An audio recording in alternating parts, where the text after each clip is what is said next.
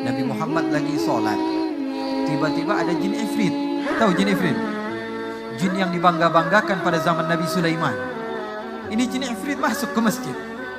Jin ifrit masuk ke masjid, mengganggu Rasul sallallahu alaihi wasallam. Selepas salat Nabi Muhammad sallallahu alaihi wasallam tangkap jin tersebut, lalu Rasul sallallahu alaihi wasallam ikat dia di dalam masjid, kemudian Rasulullah sallallahu alaihi wasallam biarkan dia keluar. Diikat sebentar, kemudian dilepas dan suruh keluar. Bilang ke ayahnya, "Ayah, ini kampaknya sudah selesai dan ini uangnya." Loh, hebat banget tukang besi tidak mau menerima uang. Memangnya kamu bawa ke pasar yang mana? Dia bilang, "Saya bawa ke Al-Imam Al-Haddad." Inna lillahi wa inna ilaihi raji'un. Bayangkan, ulama yang memiliki majlis yang didatangi oleh seluruh orang yang ada di dunia pada masa itu. Dari Maghrib belajar sama dia, dari Syam belajar dari dia, dari mana-mana tempat belajar kepada Imam Al-Haddad. Disuruh ngasah. Ini orang Tarim bingung, ya Allah, kiai besar di kampung saya disuruh ngasah. Ini gimana ini? Bingung di akhirnya. Apa yang beliau lakukan? Ini bapak cepat-cepat datang ke Al-Hawi tempat Imam Al-Haddad, minta maaf Imam, sesungguhnya anak saya tidak tahu, sesungguhnya anak saya memang ceroboh, sesungguhnya. Kata Imam Al-Haddad, "Kenapa? Jazakumullah khairul jaza." Kata Imam Al-Haddad, "Terima kasih banyak, karena engkau telah memberikan aku pahala setengah daripada pahala kamu. Kamu yang berkorban dan saya memiliki andil di dalam kurban kamu." Sallu ala Nabi Muhammad.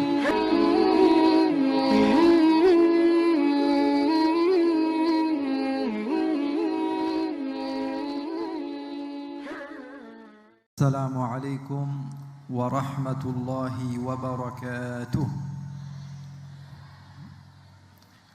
Alhamdulillah, nahmaduhu wa nasta'inuhu wa nastaghfiruh wa na'udzu billahi min shururi anfusina wa min sayyiati a'malina. Man yahdihillahu fala mudilla lahu wa man yudlil fala hadiya lahu. Ashhadu an la ilaha illallah wahdahu la sharika lahu. وأشهد أن سيدنا وحبيبنا وعظيمنا وقرة أعيننا ونور قلوبنا محمدا عبده ورسوله. اللهم فصل وسلم وبارك وكرم وعظم ومجد وتكرم وتحنن على سيدنا محمد وعلى آله وصحبه أجمعين. سبحانك لا علم لنا إلا ما علمتنا إنك أنت العليم الحكيم. رب اشرح لي صدري ويسر لي أمري واحلل عقدة من لساني يفقه قولي. اللهم إني أعوذ بك من علم لا ينفع وعمل لا يرفع وقلب لا يخشع ودعاء لا يستجاب لها. الحمد لله. Kita bersyukur kepada Allah Subhanahu wa ta'ala setelah banyaknya dosa yang kita lakukan dengan lisan kita, dengan mata kita, dengan kaki kita. Pada malam hari ini Allah Subhanahu wa ta'ala masih lagi memuliakan lisan kita, lidah kita masih mampu memanggil nama Allah. Lidah kita penuh dengan dosa, mata kita penuh dengan dosa. Tapi Allah Subhanahu wa ta'ala memberikan kesempatan bagi kita, mata kita senantiasa Allah perindah untuk memandang kepada wajah para ulama. Allah Subhanahu wa ta'ala perindah mata kita untuk memandang wajah para kiai. Mereka penerus perjuangan baginda Nabi besar Muhammad sallallahu alaihi wasallam. Kalau sebagian orang mengatakan mereka ini para ulama bukannya wali. Kalau wali nikmat dipandang, tapi para ulama belum tentu wali. Maka Imam Syafi'i mengatakan, "Lau lam takunil ulama awliya, falaysa lillahi min wali." Kalau ulama saja kamu tidak sebut mereka adalah wali-wali Allah, lalu siapa lagi wali Allah di muka bumi ini? Kalau mereka-mereka orang yang mengenal kepada Allah Subhanahu wa ta'ala, kamu tidak sebut mereka adalah wali Allah, lalu kata Imam Syafi'i, siapa di dunia ini wali-wali Allah? Oleh karena itu kita berhusnudzon kepada mereka-mereka para ulama, para wali, apalagi pendidik, al-wasil al-musil, orang yang sampai kepada Allah dan bisa mencetak ratusan ribuan santri-santri seperti pengasuh kita Pondok Pesantren Nurul Qadim. Semoga Allah Subhanahu wa ta'ala menjadikan pesantren ini adalah termasuk wadah Ahlus Sunnah wal Jamaah yang bisa membawa kita ke surganya Allah Subhanahu wa ta'ala. Karena pada zaman sekarang ini, khususnya saya yang masuk ke beberapa tempat ataupun daerah ataupun negara di luar sana, kita lihat bahwa sesungguhnya banyak sekali ajaran-ajaran yang sangat menyimpang, jauh sekali daripada kata-kata orang yang mengikuti Al-Quran dan Sunnah. Benar kata guru kita tadi, bahwa sesungguhnya tarbiyah itu jauh lebih penting daripada ilmu. Tarbiyah, pendidikan, itu jauh lebih penting daripada ilmu. Ilmu kamu bisa dapatkan di pasar sekalipun. Belajar, kemarin saya singgung bahwa belajar dari buku adalah aib bagimu. Karena buku ataupun kitab itu benda mati. Kalau kita lempar dia tidak bisa balas. Betul atau tidak? Kitab, kalau kita buang dia bisa balas tampar ke kita atau tidak? Tidak bisa. Benda mati. Kalau dia salah, maka salah semuanya. Makanya sebagian orang membaca hadis Rasulullah sallallahu alaihi wasallam, "Atul masajida." Datanglah ke masjid-masjid bisakinati wal waqar. Dia enggak ada harokatnya, dia tidak tahu. Dia tidak ada ilmu sharaf sedikit pun dan dia tidak paham bahasa Arab. Dia bacanya apa? Bisikinah wal fa'r. Nah, datanglah kamu ke masjid bisikinah wal fa'r. Kamu datang ke masjid dengan membawa apa? Pisau sama tikus. Karena dia tidak paham. Belajarnya sama kitab. Maka dia datang ke masjid membawa apa? Membawa pisau dan tikus, tidak memiliki murabbi yang mendidik. Dulu guru saya ketika mendidik saya, dia katakan, "Wahai Ali, sesungguhnya tarbiyah itu yang mahal. Kalau ilmu kamu dapat di mana saja bisa, tapi tarbiyah, didikan dari seorang guru, tinggal bersama guru, mendidik seorang murid, sehingga apa? Sehingga dia menjadi seseorang yang kuat mentalnya. Seorang yang menjadi apa? Mengikuti guru-gurunya di dalam keilmuannya, sampai kepada gurunya dan gurunya terus menerus. Dan sanad keilmuan guru-guru kita jelas sampai kepada kiai-kiai terdahulu, sampai kepada Rasul sallallahu alaihi wasallam. Bahkan yang saya tahu daripada guru-guru termasuk sahabat saya, Gus Hafiz, murid daripada Habib Salim, bisa dipertanggungjawabkan ilmunya. Habib Salim punya guru lagi Al-Habib Abdullah bin Umar Asy-Syatiri, ketahuan di mana kuburannya. Punya guru lagi Al-Habib Ali Al-Habsyi, bukan hanya tentang riwayatnya saja, kamu bisa saya sampaikan kepada di mana kuburan makamnya. Orang yang terkenal bisa bertanggung jawab dengan ilmunya. Punya guru lagi Al-Habib Abu Bakar bin Abdullah Al-Attas, punya guru lagi atau Al-Habib Ali Al-Habsyi, punya guru Al-Habib As-Sayyid Ahmad Zaini Dahlan di Makkah. Sanadnya baca sendiri, hadits wala haraj. Sayyid Ahmad Zaini Dahlan orang yang terkenal. Bahkan Kiai Hashim Asy'ari juga termasuk daripada murid As-Sayyid Ahmad Zaini Dahlan di kota Makkah, yang memiliki keponakan As-Sayyid Bakri Syata daripada para habaib juga, yang mengarang kitab yang berjudul I'anatul Talibin, yang dibaca di mana-mana, di pondok-pondok. Betul atau tidak? Punya guru lagi Al-Habib Hasan bin Saleh Al-Bahar, orang terkenal, kuburannya sampai sekarang pun diziarahi. Punya guru lagi terus menerus Al-Habib Ahmad bin Zain Al-Habsyi, punya guru lagi yang mengarang kitab yang berjudul Ar-Risalah dan disyarahkan oleh Kiai Nawawi Al-Bantani, yang dinamakan Masail.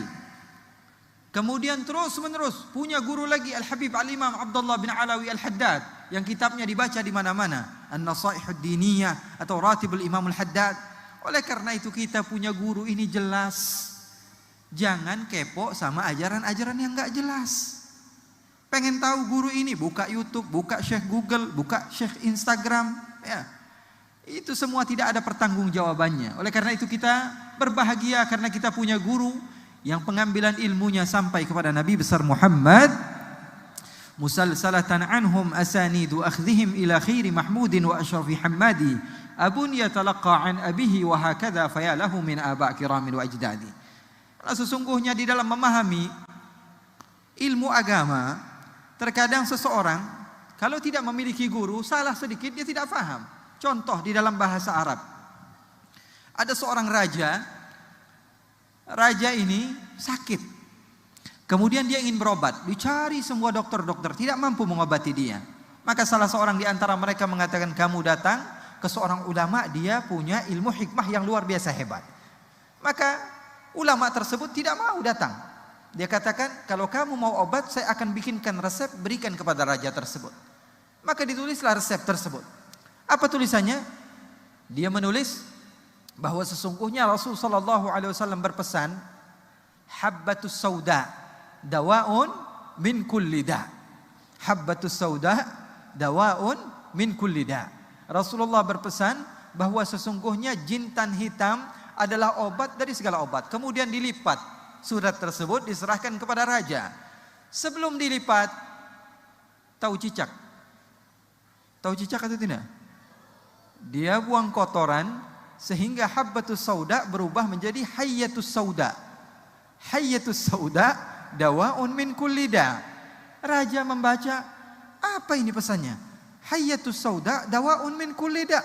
Ular hitam adalah obat dari segala obat. Tadinya jintan hitam berubah menjadi ular hitam. Rajanya sempat ragu.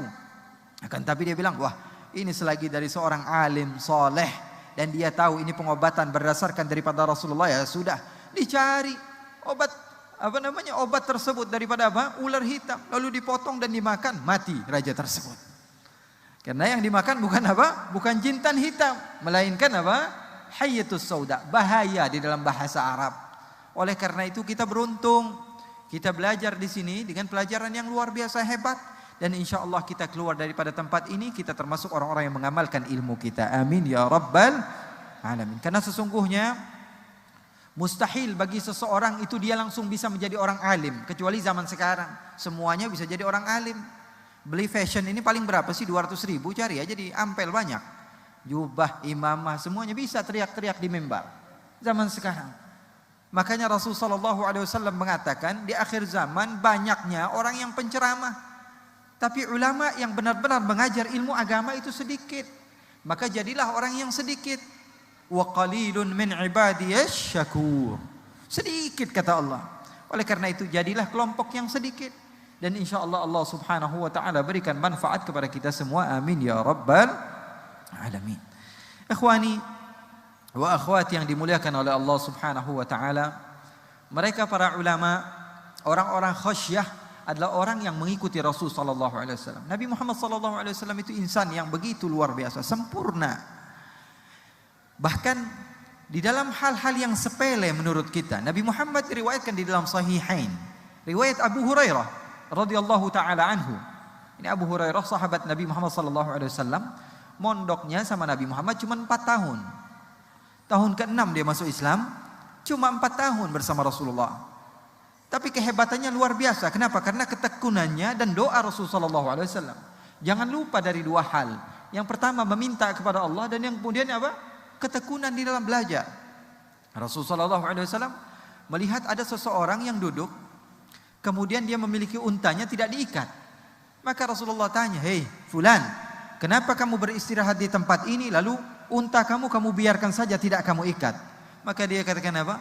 Saya tawakal ya Rasulullah. Dia bilang apa? Saya tawakal. Kata Rasulullah, iqilha wa tawakkal ala Allah. Ini bukan tawakal namanya. Ikat dulu baru tawakal. Oleh karena itu seseorang yang kalau dia mau menjadi orang alim, dia harus memiliki 2 hal. Yang pertama apa? Dia berdoa kepada Allah subhanahu wa ta'ala. Jangan dilupakan itu. Karena sungguhnya doa memiliki khasiat yang luar biasa hebat. Jangan dianggap remeh. Wah, tapi gimana nih? Belum dikabul-kabulin sama Allah subhanahu wa ta'ala. Allah yang janji kalau kalian minta pasti Allah berikan. Tapi Allah tahu yang terbaik. Kapan Allah akan memberikan kepada kamu. Dan yang kemudian, yang kedua adalah semangat yang kuat. Yang pertama apa? Doa. Jangan lupakan doa itu. Walaupun kamu sudah rajin, tapi kalau tidak ada doa, maka ilmu kamu tidak manfaat. Berapa banyak sahabat kita yang dia sekolah sampai selesai S1, S2, S3, sampai selesai dia doktor, sampai profesor.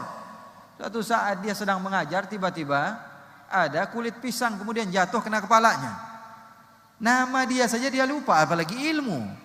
Nama saja dia lupa. Nama saya siapa? Saya tidak tahu, apalagi ilmu yang dia cari. Kalau Allah sudah mau menarik ilmu seseorang, tentu Allah subhanahu wa ta'ala akan mampu. Oleh karena itu jangan pernah lupa meminta kepada Allah subhanahu wa ta'ala. Kalau Nabi Muhammad saja berdoa, Allahumma inni a'udzubika min ilmin la yanfa' wa amalin la yurfa' wa qalbin la yakhsha' wa du'ain la yustajabu lah, apalagi kita.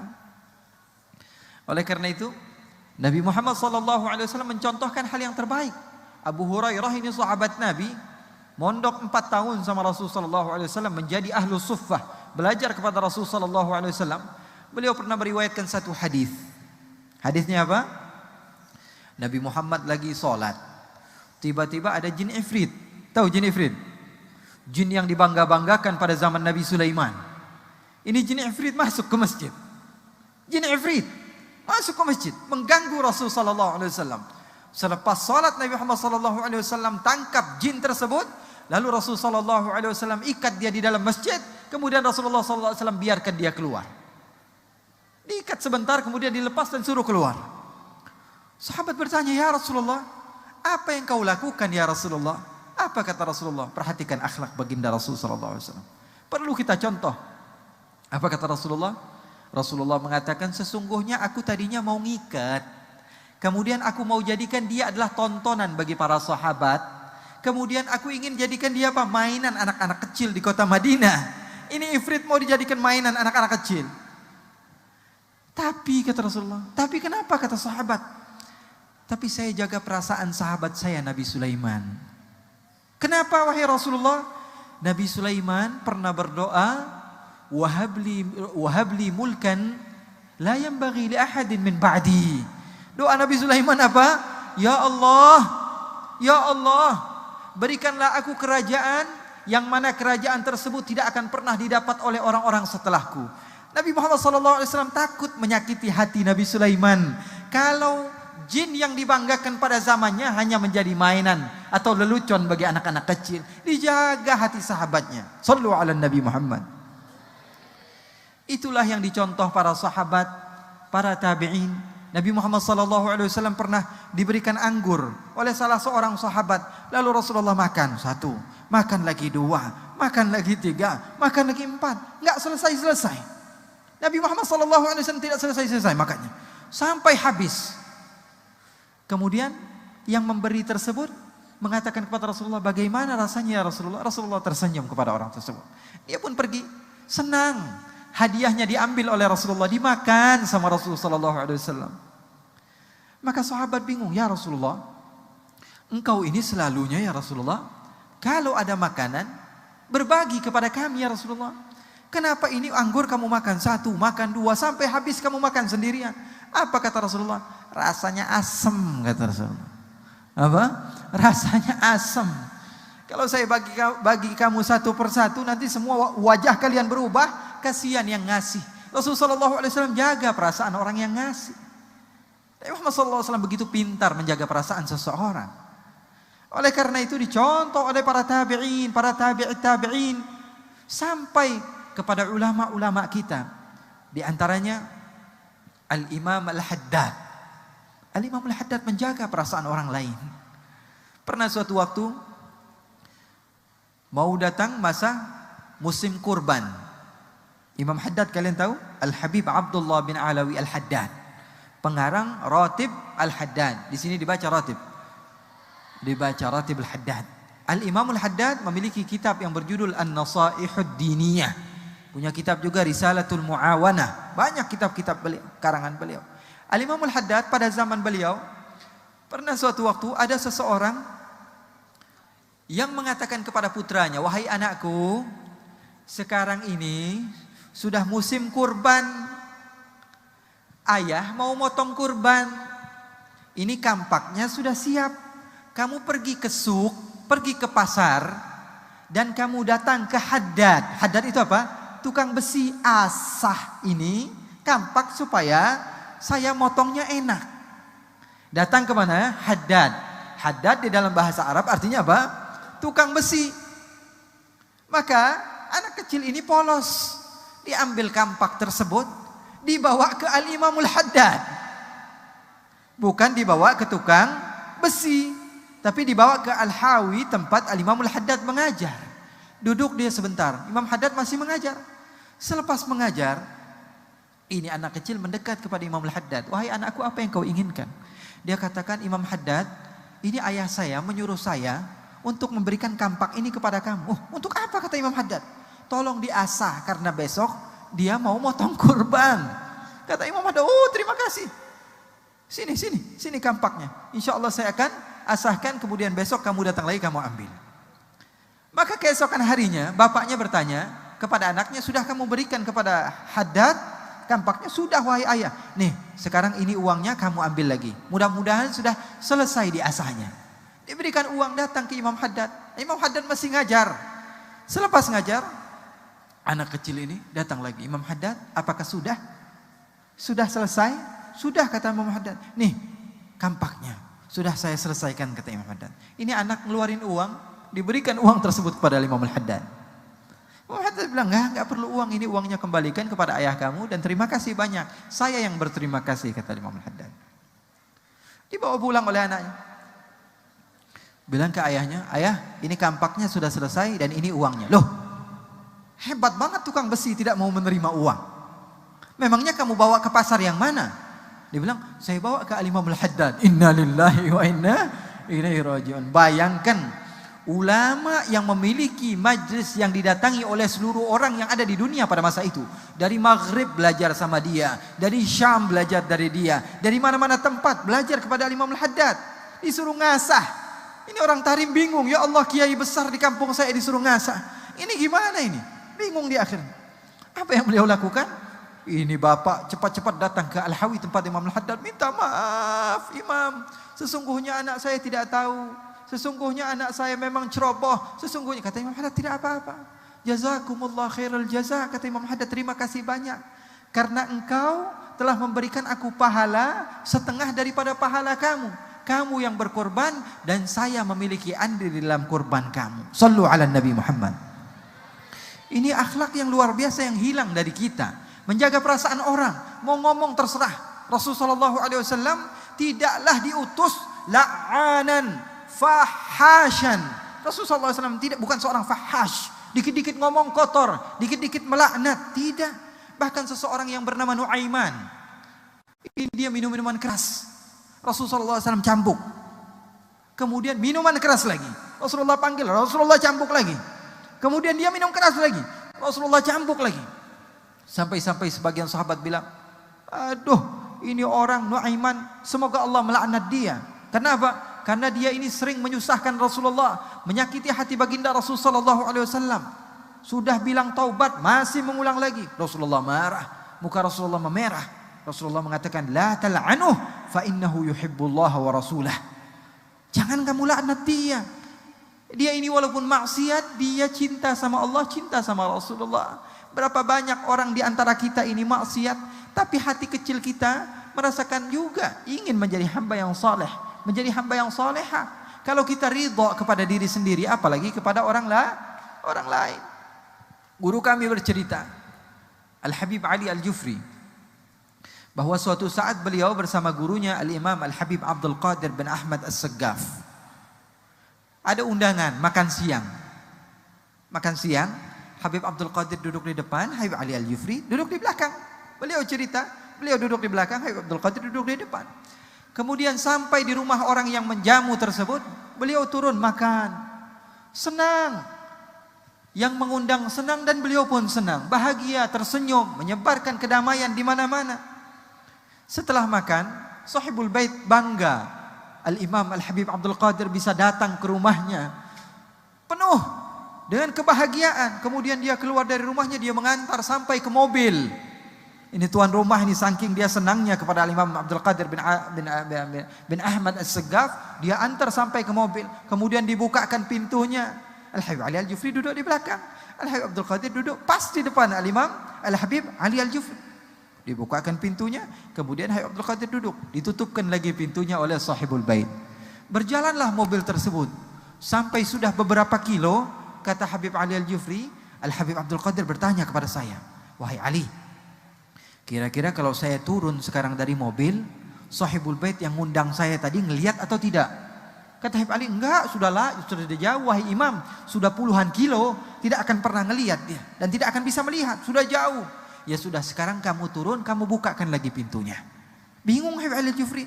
Supirnya disuruh berhenti. Habib Ali Al-Jufri turun dari tempat tersebut, dari mobilnya. Kemudian membukakan pintu depan. Ternyata apa? Tangan Al-Habib Abdul Qadir As-Saggaf dipenuhi dengan darah. Tangannya kejepit waktu ditutup oleh sahibul bait. Tapi dia tidak merubah wajahnya. Kenapa? Karena kasihan sama sahibul bait. Sudah dari awal bahagia, tiba-tiba di akhir hanya bisa menyakiti Al-Habib Abdul Qadir bin Ahmad. Maka Habib Abdul Qadir tidak mau jaga perasaan sahibul bait yang mengundangnya. Penuh dengan darah, menangis Habib Al-Jufri. Mengatakan, kenapa tidak dari tadi wahai Imam Abdul Qadir As-Saggaf, kamu katakan bahwa tangan kamu berdarah? Tidak, saya jaga perasaan sahibul bait. Oleh karena itu, inilah yang diajarkan oleh Allah, oleh baginda Rasul sallallahu alaihi wasallam. Nabi Muhammad enggak gampang marah. Ini Nuaiman tadi yang kita ceritakan, ini orangnya aneh juga ini Nuaiman. Ya, bukan bikin-bikin ceritanya. Boleh baca kitab Al-Bidayah wan Nihayah. Banyak cerita tentang sahabat Nuaiman. Dikisahkan bahwa Nuaiman ini pernah diajak oleh Sayyiduna Abu Bakar As-Siddiq untuk berdagang. Ini Nuaiman orangnya aneh. Rasulullah SAW bahkan sering diberikan hadiah olehnya. Baju yang baru, makanan yang enak. Tapi setelah diberikan hadiahnya, Rasulullah disuruh bayar sendiri. Dia bilang, loh, kamu ini ngasih hadiah tapi kok suruh saya yang bayar? Iya ya Rasulullah, saya pengen ngasih cuman gak punya dananya ya Rasulullah. Gak punya duit tapi saya pengen ngasih. Ini Nuaiman ini orang aneh. Rasulullah tidak cepat marah kepadanya. Bahkan Rasulullah SAW banyak memuji Nuaiman. Sayyidina Abu Bakar izin kepada Rasulullah, ya Rasulullah, saya mau bawa Nuaiman ini ke Syam untuk berdagang di sana. Kata Rasulullah, silahkan. Dibawa oleh Sayyidina Abu Bakar, Nuaiman bersama satu lagi namanya Suwaibit ibn Harmalah. Siapa namanya? Suwaibit ibn Harmalah. Ini dua orang. Suwaibit beda orangnya. Orangnya polos banget. Disuruh maju dia maju, disuruh mundur dia mundur, disuruh ke kanan dia ke kanan, disuruh ke kiri dia kiri. Kalau Nuaiman beda. Disuruh kanan dia ke kiri. Disuruh ke kiri dia ke kanan. Ini Nuaiman orang yang aneh. Sahabat Nabi. Jadi kalau misalnya sahabat sedang berkumpul dan terlihat Rasulullah SAW sedang murung, sedang sedih, Nuaiman datang, Nuaiman belum berbicara, Rasulullah sudah tertawa. Ngelihat wajahnya aja Rasulullah SAW sudah tertawa. Maka diajaklah oleh Sayyidina Abu Bakar untuk berdagang, karena Sayyidina Abu Bakar ini banyak uangnya, senantiasa berdagang dan membawa orang-orang untuk berdagang bersamanya. Nuaiman dan Suwaibit ikut ke Syam. Suwaibit karena dia adalah orang yang polos dan orang yang amanah, diperintahkan oleh Sayyidina Abu Bakar untuk menjaga makanan. Sebagian lagi disuruh untuk berdagang, sebagian lagi disuruh untuk memegang barang-barang yang dimiliki oleh Sayyidina Abu Bakar. Nuaiman disuruh apa? Terserah mau ngapain. Nuaiman orang yang beda, mau ngapain saja kamu terserah, kata Sayyidina Abu Bakar. Maka sesampainya di Syam, di Damaskus, di Suriah, Sayyidina Abu Bakar pergi ke pasar. Suwaibit menjaga makanan. Nuaiman bikin masalah. Nuaiman datang kepada Suwaibit, dia bilang, "Bit, perut udah lapar. Saya sudah kebetulan ini sudah enggak kuat lagi nih. Coba makanannya mana saya mau makan. Saya sudah enggak kuat," kata Suwaibit, "Enggak bisa Nuaiman. Perintah Sayyidina Abu Bakar setelah zuhur kita baru makan. Setelah kafilah semuanya datang berkumpul kita baru makan. Sekarang baru jam 10. Kamu sudah mau makan duluan?" Kata Nuaiman, "Gak bisa dong, perut saya sudah lapar. Kalau saya nunggu Abu Bakar mungkin saya sudah mati kelaparan." Kata Suwaibit, "Gak bisa, ini polos orangnya, jaga amanah, gak bisa. Pokoknya saya gak mau memberikan kamu makanan." Kata Nuaiman, "Kamu berani sama saya? Kamu yakin tidak mau memberikan makanan?" "Tolonglah Nuaiman, minta maaf ini Suwaibit. Tolong dong, jaga. Jangan kamu kotori amanah saya. Tolong." Karena dia takut, dia tahu. Jangankan Suwaibit, jangankan Sayyidina Abu Bakar, Rasulullah aja diajak main sama dia. Maka Suwaibit sudah takut ini. Goyang dia. Kasih makanan, dimarahin Sayyidina Abu Bakar. Enggak dikasih makanan, ini Nuaiman pasti bikin masalah. Dia bilang, "Tolong Nuaiman, tolong." Kata Nuaiman, "Enggak. Kalau kamu enggak memberikan saya makanan, saya akan bikin masalah sama kamu." Dia bilang, "Ya sudah, saya jaga amanah, saya enggak mau kasih makanan sama kamu sampai Abu Bakar datang." "Oh begitu," kata Nuaiman. Iya, Nuaiman pergi, ditinggalkan Suwaibit. Apa yang dia lakukan? Dia pergi ke pasar. Dia cari tempat-tempat penjualan hamba sahaya, budak. Dia tanya, ini budak harganya berapa? Oh ini harganya 300, yang ini berapa? Yang ini 400. Dia pindah lagi ke toko yang lain. Ini hamba sahaya budak harganya berapa? 200. Yang ini berapa? 300. Oh mahal-mahal ya? Iya katanya, memang harganya di sini sekitar begitu. Saya punya hamba sahaya, harganya cuma 100 dirham. Kamu mau atau tidak? Saya punya hamba saya, harganya 100 dirham. Kamu, oh 100 dirham. Mau. Tapi dia punya aib. Aibnya apa? Aibnya kalau kita tangkap dia bilang saya orang merdeka. Kata Nuaiman. Kalau kita pegang dia akan bilang, wah saya orang merdeka. Saya nggak perlu kata-kata yang mau beli. Saya nggak perlu dengan bacotnya, dengan ucapannya. Karena saya perlu apa? Kerjaannya. Dia mau ngomong apa terserah. Yang penting dia bisa bekerja. Ya sudah, deal. Kata Nuaiman, ayo sini mana uangnya? Ya ambil uangnya, 100 dirham dia kantongi. Uang yang cukup banyak. Kemudian dibawalah oleh Nuaiman kepada Suhaibit. Itu tuh hamba sahaya saya yang lagi berdiri. Ditangkap oleh orang-orang ini. Wah, kenapa saya ditangkap? Saya adalah orang yang bebas. Saya bukan budak, saya bukan hamba sahaya. Kata yang nangkap, kami udah tahu ini aib kamu. Maka dibawalah Suhaibit. Nuaiman bilang, tuh kan bikin masalah sama saya sih. Sekarang kamu jadi barang dagangan. Katanya, pergi Suhaibit, dibawa, nangis Suhaibit.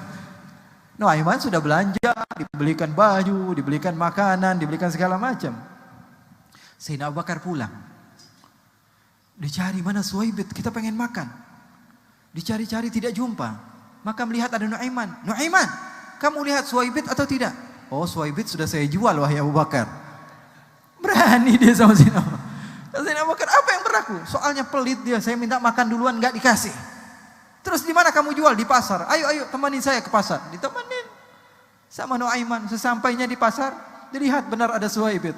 Wahai fulan yang membeli Suhaibit, saya mau beli kamu. Membeli apa? Ini Suhaibit lagi katanya. Boleh, tapi dengan harga 2 kali lipat, 200 dirham. Ya sudah, diberikan oleh Sayyidina Abu Bakar. Terlanjur kaya, duitnya banyak Sayyidina Abu Bakar.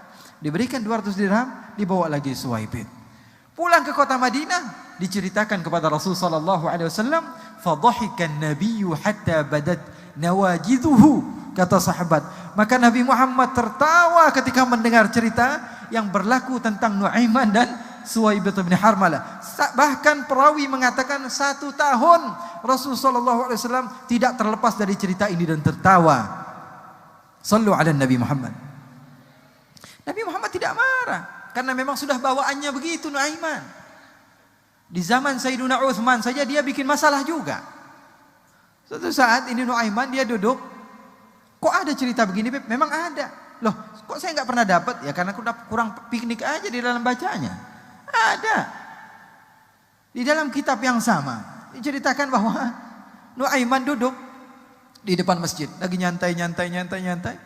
Tiba-tiba ada orang buta. Orang tua buta pegang tongkat, bolak-balik kanan kiri depan belakang.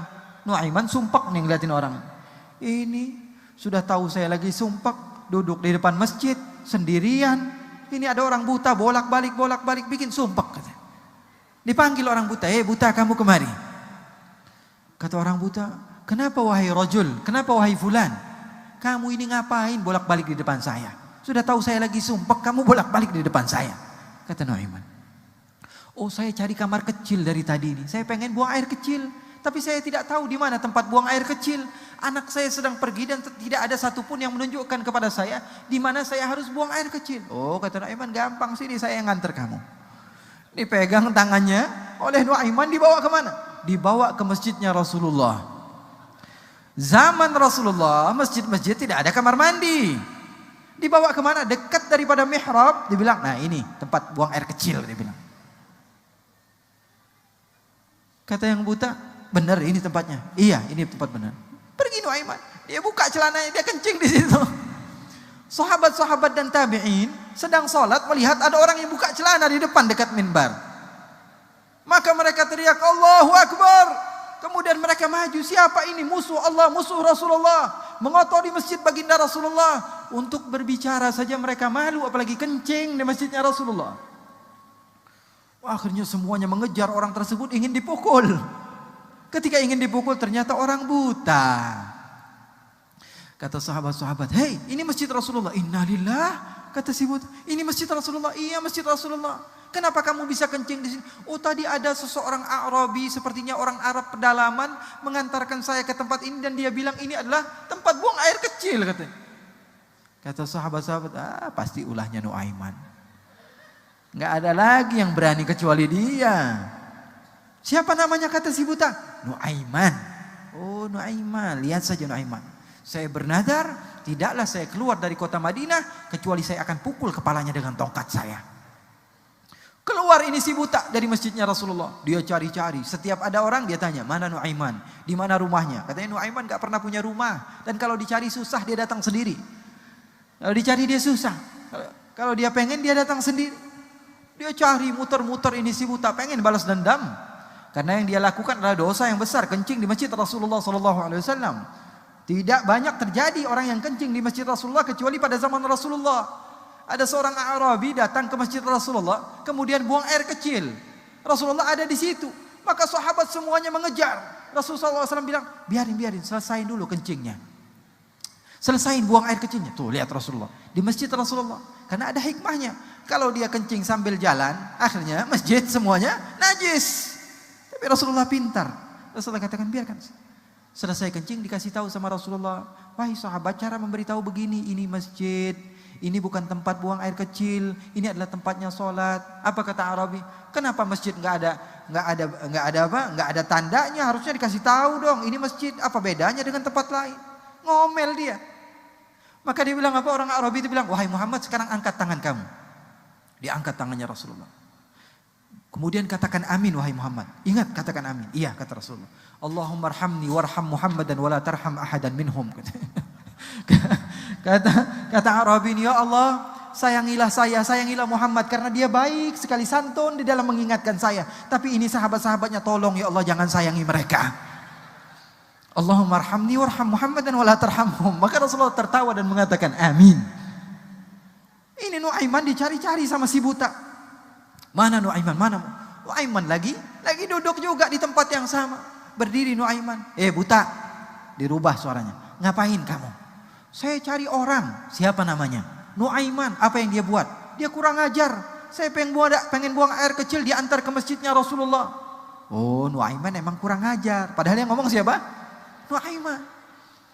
Kata Nuaiman, saya antar kamu kepada Nuaiman.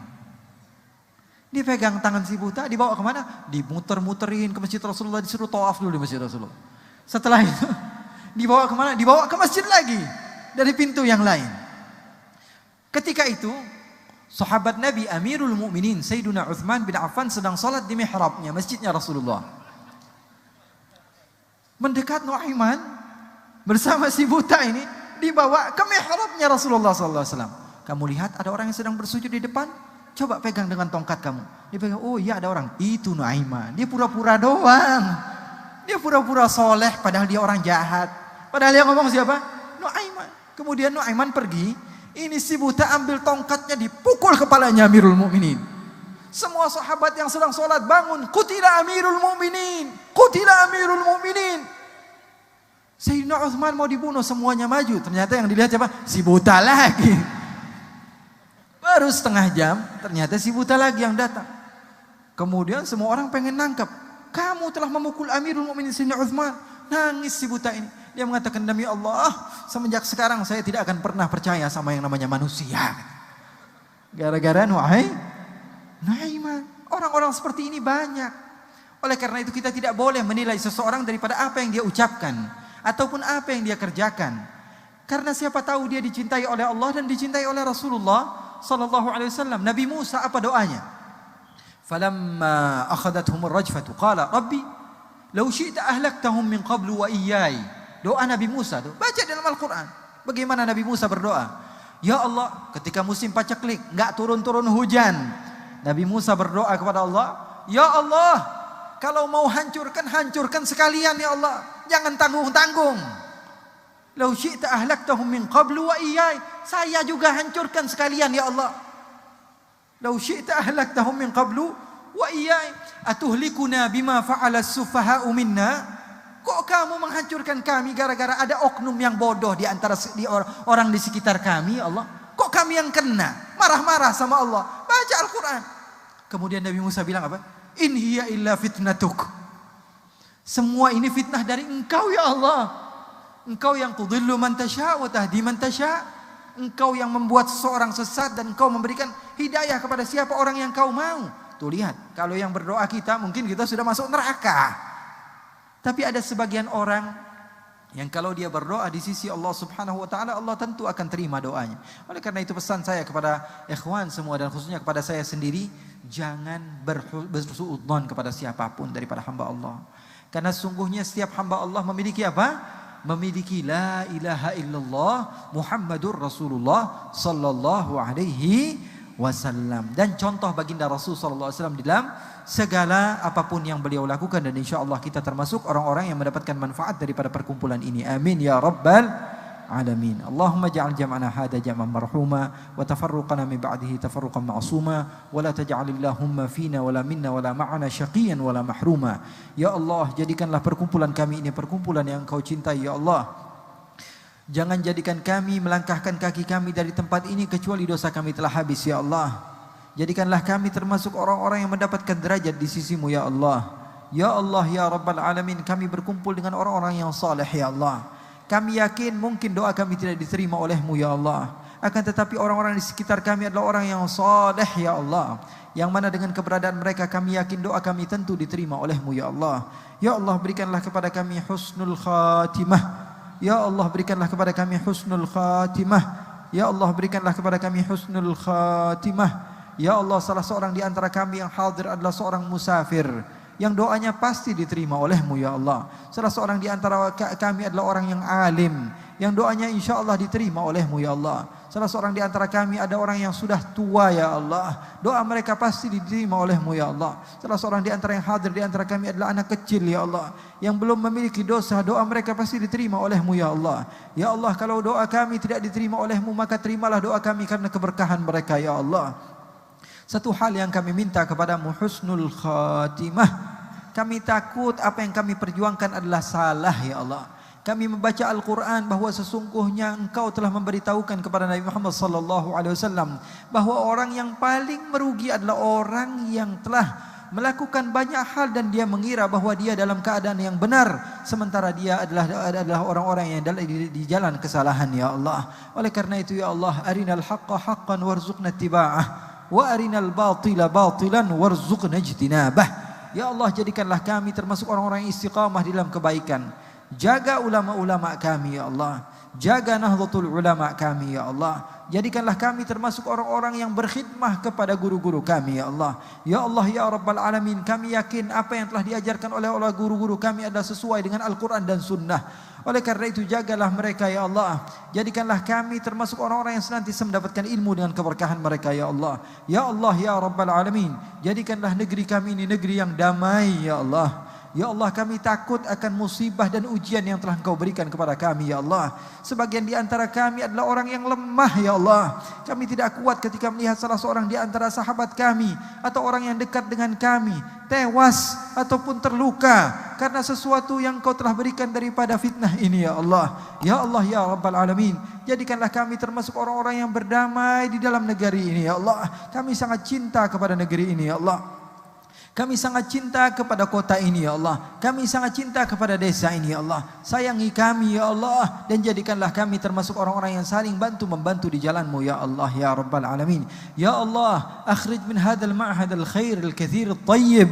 Keluarkan daripada pondok pesantren ini anak-anak ataupun mereka-mereka yang meneruskan perjuangan baginda Rasul sallallahu alaihi wasallam dengan akhlak, dengan tauladan yang baik, dengan pencontohan yang baik, dengan ilmu yang banyak. Berdakwah dengan ilmu ya Allah. Berdakwah dengan ilmu mereka ya Allah. Dengan berkat Nabi besar Muhammad sallallahu alaihi wa ala alihi wasallam. Wa sallallahu bi jamalika wa jalalika ala sayyidina Muhammadin warzuqna kamal al mutaba'ati lahu zahiran wa batinan fi afiyatin wa salamah.